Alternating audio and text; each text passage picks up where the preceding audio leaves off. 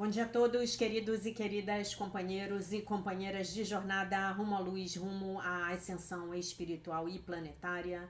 Tudo bem com vocês, meus queridos, minhas queridas? Então, hoje é dia 11 de julho de 2025, sexta-feira.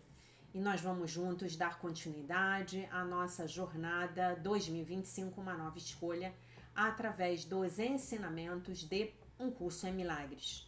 Hoje estamos na lição de número 192, que declara: tenho uma função que Deus quer que eu cumpra. Tenho uma função que Deus quer que eu cumpra. É a vontade santa do teu Pai que tu o completes, e que o teu ser seja o seu Filho sagrado para sempre puro como ele, criado do amor e no amor preservado, estendendo o amor e criando em seu nome, para sempre um com Deus e com o teu ser. Mas o que pode tal função significar em um mundo de inveja, ódio e ataque? Portanto, tens uma função no mundo, nos próprios termos do mundo. Pois quem pode compreender uma linguagem muito além do seu simples entendimento? O perdão representa a tua função aqui. Ele não é a criação de Deus, pois é o meio pelo qual é desfeita a inverdade. E quem perdoaria o céu? No entanto, na terra precisas de meios para abandonar as ilusões. A criação apenas espera que reconheças o teu retorno, não que ele se complete. A criação não pode sequer ser concebida no mundo. Aqui ela não tem significado. O perdão é a sua forma mais próxima da terra, pois tendo nascido no céu, ela não tem forma. Ainda assim, Deus criou aquele que tem o poder de traduzir em forma o que é totalmente sem forma. O que ele faz são sonhos, mas de um tipo tão próximo do despertar que a luz do dia já brilha sobre eles. E olhos que já estão se abrindo contemplam as cenas felizes que as suas oferendas contêm. O perdão olha gentilmente para todas as coisas desconhecidas no céu. As vê desaparecer e deixa o mundo como uma lousa limpa e sem marcas, em que o verbo de Deus pode agora substituir os símbolos sem sentidos, lá escritos anteriormente. O perdão é o meio pelo qual o medo da morte é superado, porque já não contém nenhuma atração arrebatadora, e a culpa desapareceu. O perdão faz com que o corpo seja percebido tal como é. Um simples recurso de ensino a ser deixado de lado quando o aprendizado for completo, mas que de nenhum modo muda aquele que aprende, né? Que é o ser. A mente sem o corpo não pode cometer erros. Tradução: a mente sem o ego, a mente sem o sistema de pensamento do ego, não pode cometer erros. Não pode pensar que vai morrer ou que será vítima de ataques impiedosos. Quando a raiva se torna impossível, onde está o terror? Que medo poderia ainda tomar aqueles que perderam a fonte de todo o ataque, o núcleo da angústia e a sede do medo? Só o perdão é capaz de aliviar a mente do pensamento de que o corpo é a sua casa. Só o perdão é capaz de restaurar a paz que Deus pretendia para o seu Filho Santo. Só o perdão é capaz de persuadir o Filho a olhar de novo para a sua santidade. Sem a ira, tu de fato perceberás que nenhum sacrifício foi pedido em troca da visão de Cristo e da dádiva de poder ver, e que só a dor foi retirada de uma mente doente e torturada. Isso não é bem-vindo? Deve-se ter medo disso? Ou deve-se ter esperança de que isso aconteça, receber isso com gratidão e aceitar com alegria? Somos um e, portanto, não renunciamos a nada. Pelo contrário, tudo nos foi dado por Deus. Entretanto, precisamos do perdão para percebermos que isso é assim. Sem a sua luz suave, tateamos no escuro, usando a razão apenas para justificar a nossa raiva e o nosso ataque. A nossa compreensão é tão limitada que o que pensamos compreender não passa de uma confusão nascida do erro. Estamos perdidos em névoas de sonhos transitórios, e de pensamentos amedrontadores, com os olhos bem fechados contra a luz e as nossas mentes ocupadas em idolatrar o que não existe. Quem pode nascer de novo em Cristo, senão aquele que perdoou a todos que vê, todos aqueles em quem pensa ou imagina? Quem pode ser libertado enquanto estiver aprisionando alguém? O carcereiro não é livre, pois está preso junto com o seu prisioneiro. Ele precisa garantir que o outro não escape e assim passa o seu tempo vigiando-o. As barras que limitam o prisioneiro vêm a ser o mundo em que vive o seu carcereiro junto com ele. E o caminho da liberdade para ambos depende da liberdade dele. Portanto, não mantenhas ninguém prisioneiro. Libera-o em vez de prendê-lo, pois assim tu és libertado. O caminho é simples. Cada vez que sentires uma punhalada de raiva, reconhece que seguras uma espada sobre a tua própria cabeça. E ela cairá ou será desviada, segundo a tua escolha de ser condenado ou livre. Assim, todo aquele que parece te tentar a sentir raiva representa o teu salvador da prisão da morte. E por isso tu lhe deves gratidão e não dor. Sê misericordioso hoje. O Filho de Deus merece a tua misericórdia. É Ele quem te pede que aceites agora o caminho para a liberdade. Não o recuses, não recuses o caminho, para a liberdade. O amor do seu Pai por Ele pertence a ti. A tua única função aqui na terra é a de perdoá-lo, para que possas aceitá-lo de volta como a tua identidade. Ele é como Deus o criou, e tu és o que ele é. Perdoa-lhe os seus pecados agora, e verás que tu és um com ele. Tenho uma função que Deus quer que eu cumpra. Essa função é o perdão, gente. Mais uma coisa é importante de ser dita aqui.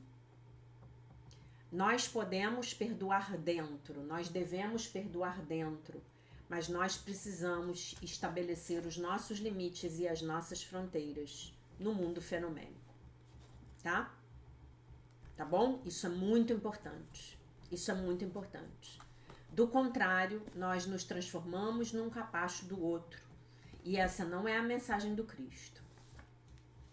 Ok? Jesus não foi capacho de ninguém. Tá bom? Então nós temos uma função que Deus quer que eu cumpra, que nós cumpramos, O perdão, olha gentilmente, eu vejo o Cristo no meu irmão. Mas no mundo fenomênico, eu preciso saber estabelecer o meu limite. Tá bom?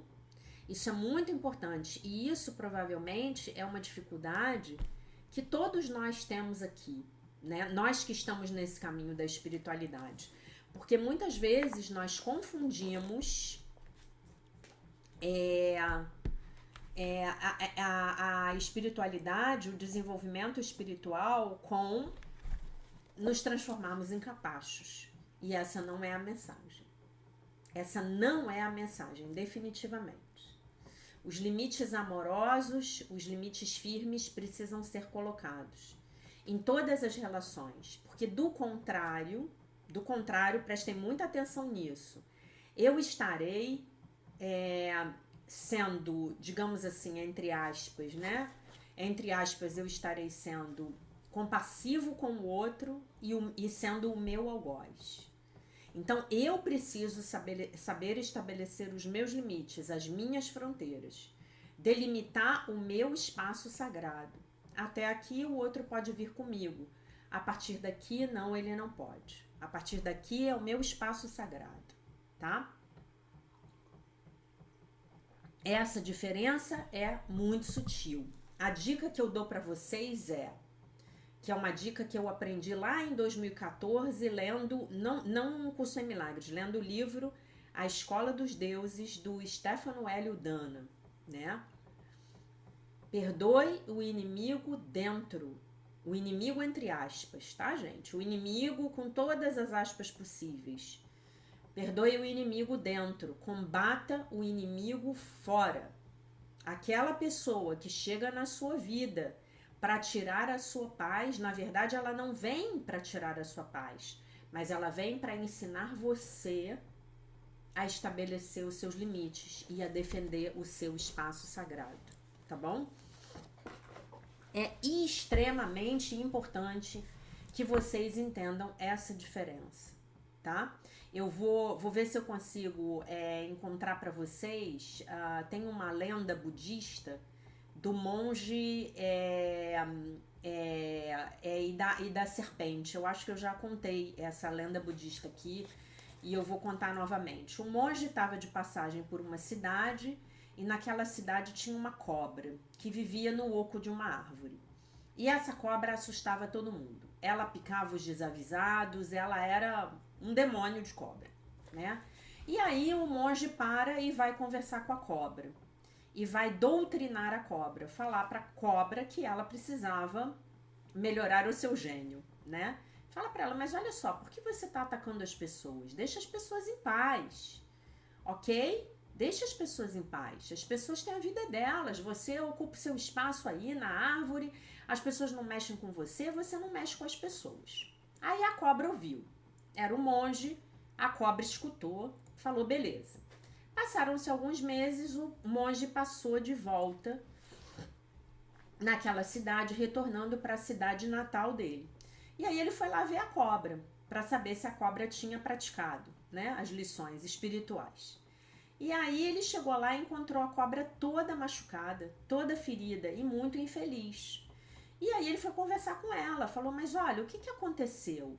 E ela falou para ele, olha, eu segui os seus conselhos. E as pessoas começaram a vir aqui, se vingar de mim, me agredir, me maltratar e gratuitamente. Mas eu não estou reagindo.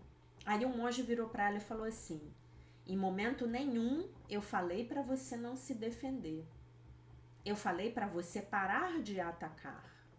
Mas se as pessoas vêm atacar você gratuitamente, então cabe a você minimamente silvar, né? Silvar. Aquele barulho que a cobra faz, né? E advertir as pessoas de que se elas passarem adiante, elas vão ser mordidas. E aí a cobra olhou para ele e falou, ah, mestre, agora eu entendi, muito obrigada. E então, a partir desse dia, a cobra e as pessoas começaram a viver em harmonia na cidade. Cada um respeitando o espaço do outro, tá? Então é isso. Vamos à leitura do texto do dia 11 de julho. Entregue qualquer pedido a Deus. Eu vou ver se eu acho essa lenda bonitinha, o texto bonitinho, porque eu contei aqui, posso ter cometido algum erro, né? E aí eu contei aqui pra vocês e eu quero ler bonitinho, porque essa fábula é muito legal, tá? Entregue qualquer pedido a Deus. A Linguagem da Liberdade, de Melody Beach, texto do dia 11 de julho. Entregue a Deus qualquer pedido que você tenha. Nenhum pedido é grande demais. Nenhum pedido é pequeno ou insignificante demais. Muitas vezes limitamos Deus, não levando a Ele tudo o que desejamos e tudo de que precisamos. Precisamos de ajuda para obter o nosso equilíbrio, para enfrentar o dia. Precisamos de ajuda num determinado relacionamento, para lidar com um determinado defeito nosso, né, um defeito de caráter, para conseguirmos desenvolver uma determinada qualidade. Precisamos de ajuda para progredir numa determinada tarefa que esteja nos desafiando. Precisamos de ajuda com uma emoção. Desejamos mudar alguma crença derrotista que esteja nos perturbando. Precisamos de informação, de intuição, de apoio, de um amigo. Há algo no universo de Deus que poderia realmente nos trazer alegria. Podemos pedir tudo isso a Deus. Podemos pedir a Deus, seja lá o que desejarmos. Coloque o seu pedido nas mãos de Deus, confiando em que ele está sendo ouvido. E depois deixe a decisão para Deus. Pedir o que desejamos e precisamos é tomar conta de nós mesmos. Gente, tomar conta de nós mesmos é a chave da recuperação, dos relacionamentos especiais, tá? Eu tomo conta de mim. Eu tomo conta das minhas coisas e o outro toma conta das coisas dele, tá? Confie que o poder superior a quem dirigimos nossas vidas realmente cuidará de nós. do que nós desejamos e necessitamos. A oração. Hoje pedirei ao meu poder superior, ao Divino Espírito Santo, no nosso caso, né? Tudo aquilo que desejo e necessito. Não exigirei, eu pedirei, e depois deixarei acontecer. Cabe uma observação a respeito desse texto belíssimo. Os pedidos dos quais a Melody está falando aqui são os pedidos corretos, tá bom, gente? Quais são os pedidos corretos? São os pedidos que falam da essência. Então, olha o que ela diz. Posso pedir ajuda para obter o meu equilíbrio, para enfrentar o meu dia. Posso pedir ajuda num determinado relacionamento. Posso pedir ajuda para lidar com um defeito de caráter que eu tenha. Posso pedir ajuda para conseguir desenvolver uma determinada qualidade. Posso pedir ajuda para progredir numa determinada tarefa que esteja me desafiando. Posso pedir ajuda com uma emoção. Eu posso estar com raiva, eu posso estar triste. Eu posso pedir ajuda com as minhas emoções. Eu posso pedir ajuda para mudar crenças derrotistas que me estejam perturbando. Eu posso pedir uma informação, uma intuição. Eu posso pedir pela verdade numa determinada situação, a respeito de uma determinada situação. Eu posso pedir apoio.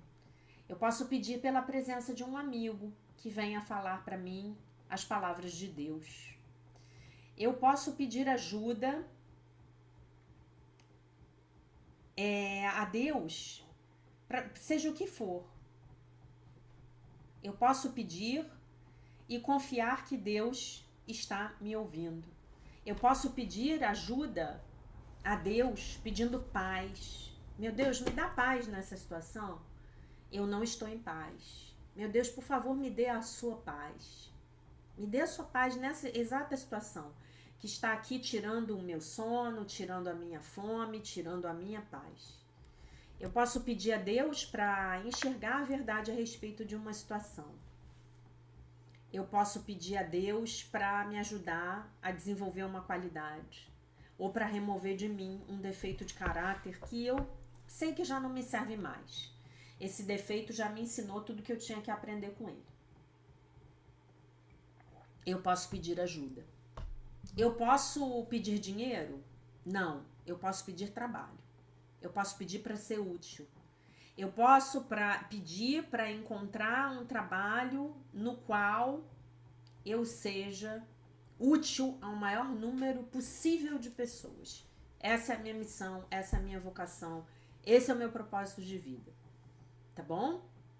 Eu posso pedir ajuda. Eu posso pedir a presença do amor na minha vida.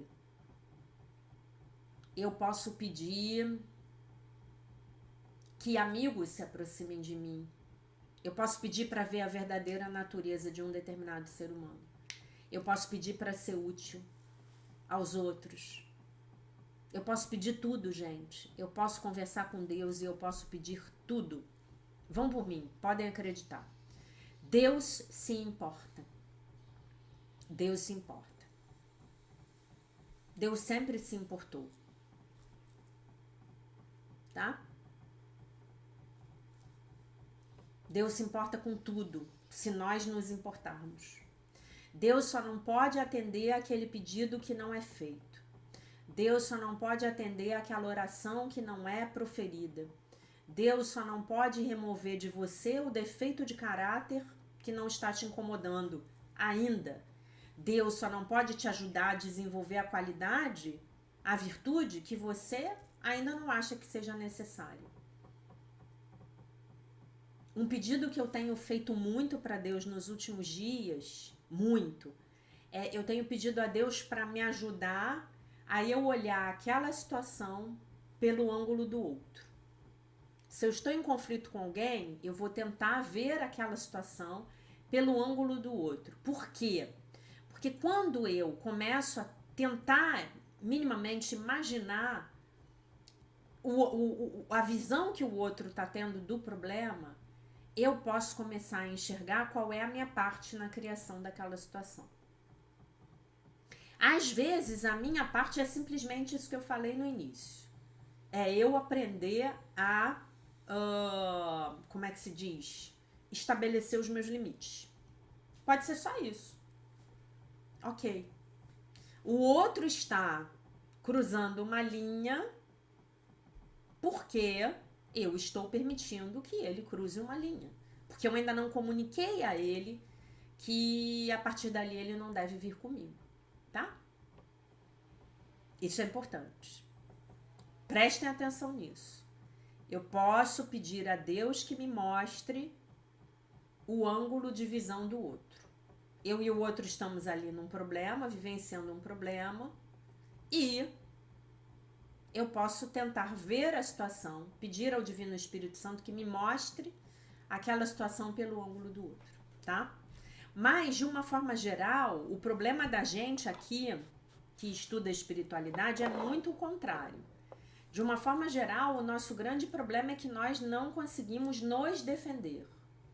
Estabelecermos o nosso limite, defendermos o nosso espaço sagrado. De um modo geral, nós estamos sempre tentando ver as coisas pelo lado do outro. Estamos tentando ser compassivos, perdoar e etc, etc, etc, etc. Tá bom? Muito bem. Texto do livro Sucesso Sagrado, um curso em milagres financeiros, a sessão que a gente vai ler hoje, a gente ainda está no estágio 2, que é a entrega receptiva, tá? Para curar você precisa sentir. Ou melhor, para curar-se você precisa sentir. O quê? A dor, a tristeza, a raiva, tá? A repressão, então, opera para esconder de nós não apenas os impulsos mais básicos, mas também aqueles que são mais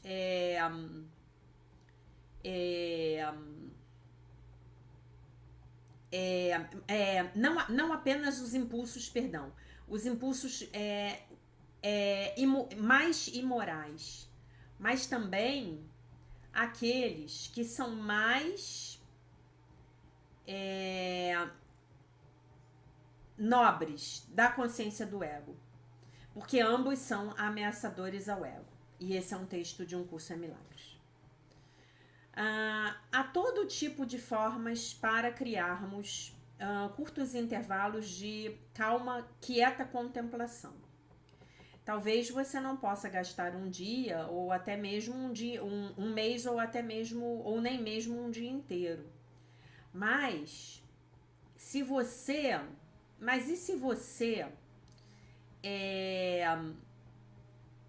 não colocar a louça na máquina de lavar louça até o final da tarde? E se você respondesse aos seus e-mails apenas uma vez por dia? E se você não respondesse ao seu telefone, mas tirasse ele do gancho e apenas fechasse os seus olhos, né? Deixa o celular lá dentro da gaveta. Suzy Carroll, que é a proprietária de uma loja de produtos de nutrição, decidiu trabalhar em casa uma vez por semana. Eu nunca, jamais teria feito isso antes do retiro dela, né? Do retiro do Sucesso Sagrado. Ela admitiu, porque isso parecia ser errado. Eu precisava estar na loja e ser vista. O que os meus empregados iriam pensar de mim? Mas eu tinha atraído um punhado de pessoas para o meu staff, uma série de pessoas, né, os empregados dela, que me apoiavam muito. Então ela começa o seu dia com a meditação. Chamo isso de 10ª tomada. Tomada número 10. Ela explica: 10 minutos a cada manhã, apenas para a quietude. Mesmo nos dias quando eu vou para a loja, esses 10 minutos dão início ao meu dia de forma calma e focada. Foi por isso, e isso aconteceu quando eu comecei a criar a minha solução positiva, o meu programa de perda de peso, a solução positiva para a perda de peso. A quantidade de tempo gasta na rendição não é tão importante tanto quanto como você usa o tempo. O ponto aqui na entrega receptiva é finalmente liberar aquilo que você tem reprimido. Como nós somos criaturas que estão sempre buscando o prazer, nós temos a tendência de empurrar as emoções não prazerosas, usando quantidades massivas de energia, né, energia psíquica, são as defesas do ego, para mantê-las submersas. E essa constipação emocional, como uma mulher se referiu a ela, seriamente reduz o nosso poder pessoal, o nosso poder real, tá? Não estamos falando do poder do ego, não, de você querer controlar a vida alheia, não. O seu poder de estar na vida, o seu poder de criar boas coisas, né? O seu poder de você criar sucesso sagrado na sua vida, né? Digamos assim. O sucesso sagrado, entretanto, pede a você para mergulhar e magnificar, quer dizer, aumentar quaisquer sentimentos que emerjam, permitindo que esses sentimentos se expandam, se intensifiquem, aumentem.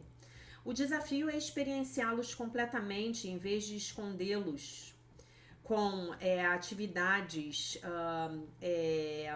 irrelevantes ou com vícios, tá? Com vícios de vários tipos. O vício no celular, né? A gente passa muito tempo hoje no telefone celular. Como uma mulher escreveu para mim após o retiro, o momento em que eu tomei consciência de que era o medo da minha infância, de me sentir diferente e de não ser aceita. Não, no momento em que eu tomei consciência do medo da minha infância, de me sentir diferente e não ser aceita, aqueles velhos demônios não pareciam mais, nem de perto, tão ameaçadores. Eu ensinei vocês a fazerem isso lá na jornada de cura da criança interior, tá? Com os diários. O diário de mudança de atitudes que eu ensinei vocês a fazerem. O diário de mudança de atitudes, ele é uma forma de você fazer exatamente isso aqui. Você entrar tomar consciência dos seus sentimentos e magnificá-los. Então você escreve lá os seus medos, as suas culpas, os seus ressentimentos, as suas vergonhas, você escreve tudo. Depois você quer, tá? Você tá começando a lidar com esse corpo emocional reprimido. A sua criança interior é esse corpo emocional reprimido. Você está curando a sua criança interior ferida, tá bom?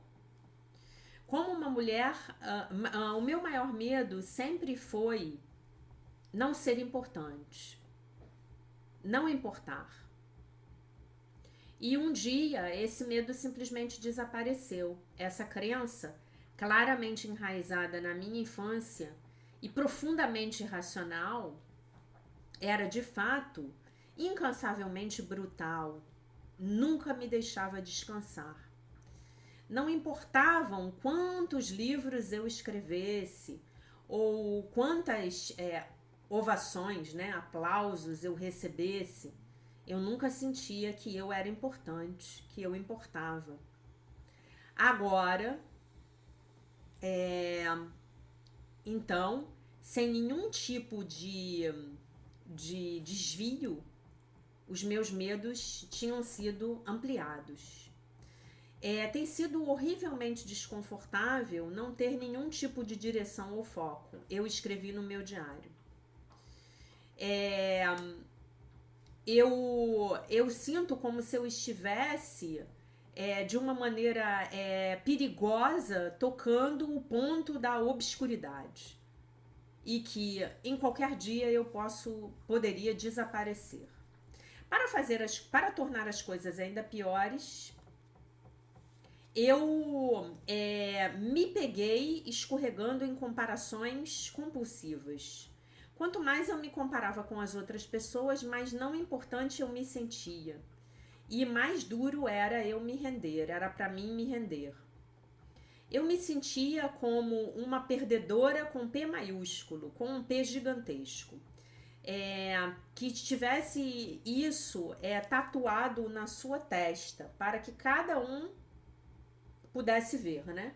Então, lá nos Estados Unidos, essa expressão, né, você é um perdedor, isso é muito comum, né? É uma coisa que eles usam muito, é extremamente ofensivo, né? Você é um perdedor. É tipo dizer pro outro, você não vai chegar nunca em lugar nenhum, né? E ela sentia que tinha a palavra escrita na testa. Eu sentia, né, como se um P maiúsculo, um P bem grandão de perdedor, tivesse sido tatuado na minha testa para que todas as pessoas vissem.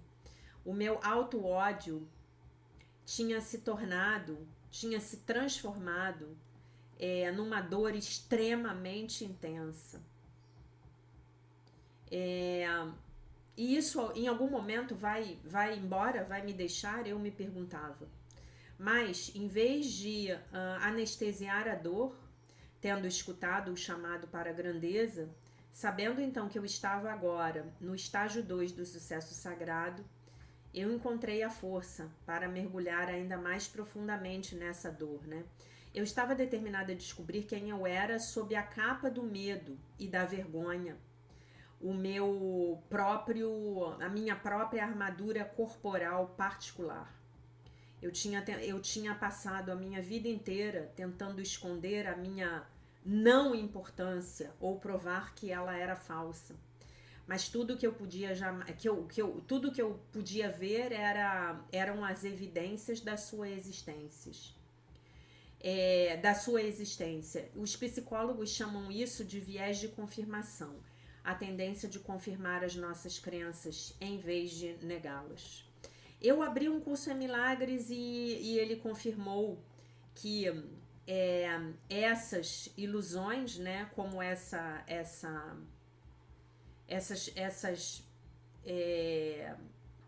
crença de que eu não era importante, que questionar as ilusões é o primeiro passo para desfazê-las, né?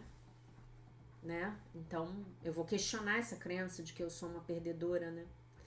De fato, ao longo do tempo, eu fiz uma constatação, assim, muito surpreendente, incrível.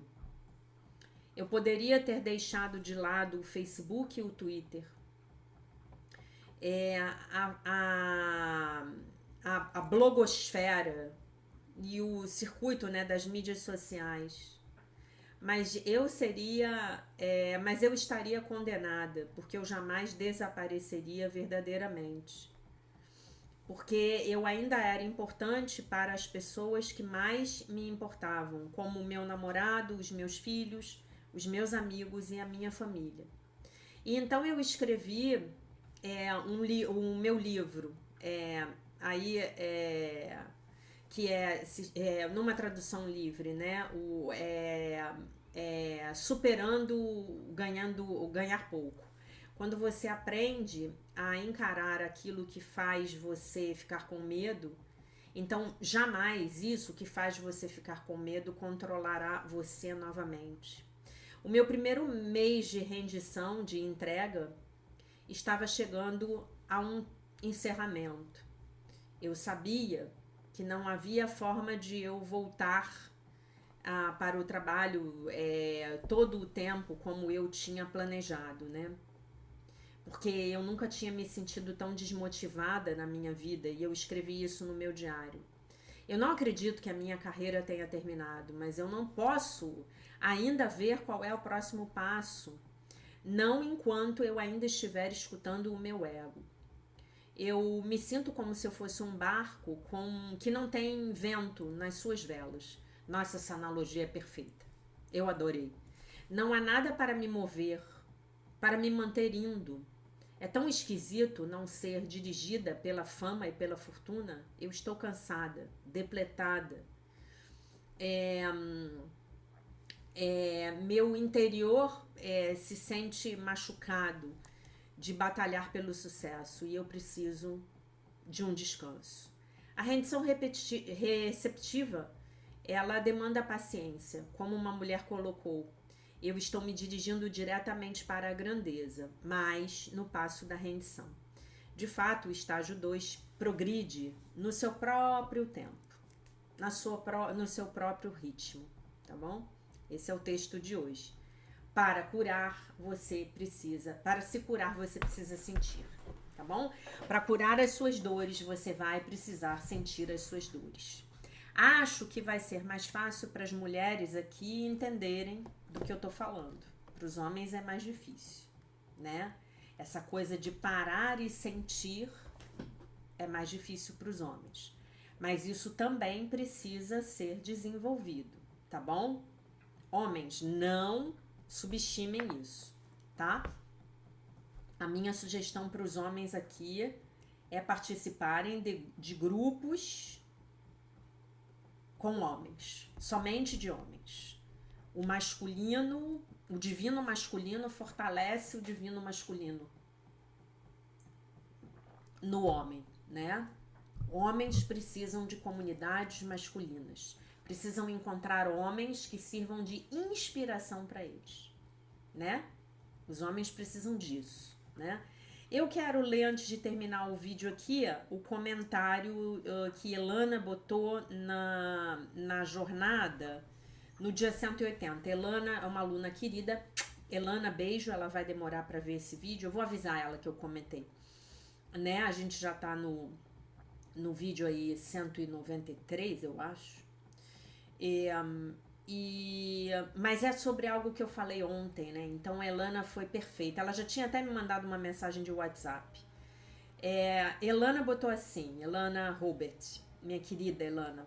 Sou nordestina e posso confirmar essas crenças, né? A crença na escassez, a crença na privação, a crença na pobreza, a crença de que alguém vai vir aqui me salvar, né? Nos meus dissabores.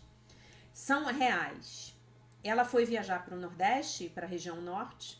Fui visitar o Museu de Arte Sacra em São Luís do Maranhão e as imagens de Jesus são todas dele sendo crucificado e sangrando. A mensagem é do sacrifício e que para alcançar o reino dos céus é necessário o sofrimento. Bem distante do que prega um curso em milagres. A vontade de Deus para mim é a felicidade perfeita. Perfeito, Elana. É a questão do mártir, né? É o arquétipo do mártir que a igreja trouxe pra gente, né? Como um programa que não nos serve mais. Em algum momento até pode ter servido, né? Mas não nos serve mais. E é isso, né? E esse arquétipo, ele comanda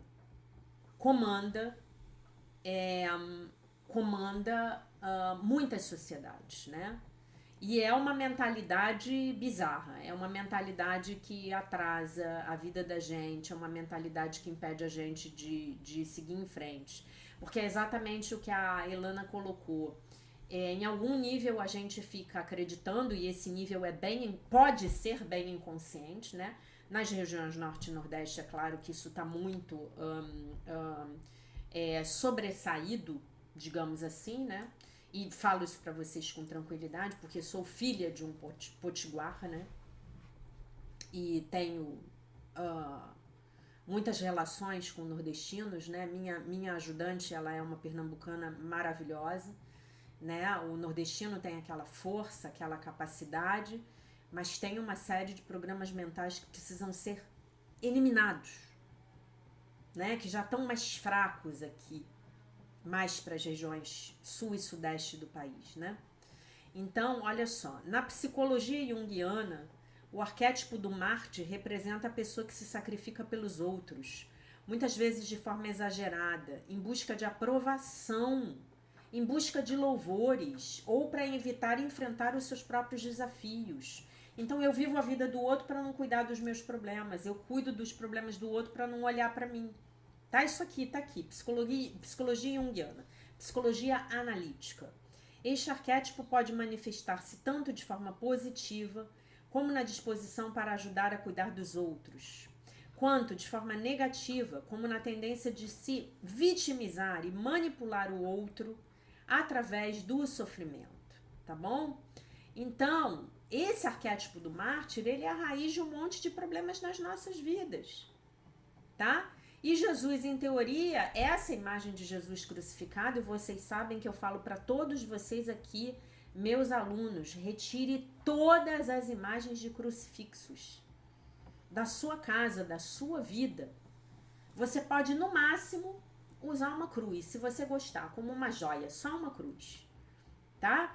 A cruz, para algumas pessoas, ela tem um sentido até um pouco exorcista. Um crucifixo, jamais. Porque não é isso que Jesus quer da gente. Jesus quer que nós nos lembremos dele ascenso, feliz. Ele venceu a morte, tá? Então, se você ainda não assistiu a minha live, a mensagem da crucificação, assista, é importante, tá bom? Assista essa live, é importante, tá bom? Então é isso, esse arquétipo do mártir, ele tem essa coisa, né, de achar que é aí que está a nossa salvação. Não, gente. A nossa salvação está na lembrança do princípio da expiação. A separação jamais ocorreu. Eu e Deus somos um. E a vontade de Deus para mim é a felicidade perfeita. Tá bom? Jesus deu-nos aquela lição extrema, porque era necessário. E aí, se vocês quiserem saber mais sobre isso, assistam a aula, a mensagem da crucificação. Tá? De acordo com o curso é Milagres, óbvio, né? Mas foi só, tá bom? E ele já se sacrificou, então já acabou, tá bom? Ele já passou pela experiência, tá? Na verdade, quem foi crucificado ali foi o ego. Esse é o sentido metafísico. Quem foi crucificado ali foi o ego, tá bom? Uma outra live que eu vou recomendar muito a vocês que assistam é O Roteiro Está Escrito, tá bom? O Roteiro Está Escrito vai mostrar para vocês exatamente em que nós estamos trabalhando nesse ano. Que é o quê? Estamos escolhendo a vida de felicidade perfeita que Deus quer para nós, tá bom? Então essa era a mensagem de hoje, gente. Vamos ler aqui a nossa lição novamente, antes que eu me esqueça. Já ia me esquecendo. Tem uma função que Deus quer que eu a cumpra. Tem uma função que Deus quer que eu cumpra, tá bom? Então é isso. Eu deixo vocês com a paz de nosso Senhor Jesus Cristo, com um beijo imenso. E se Deus quiser, nós nos vemos novamente amanhã. Bye, bye.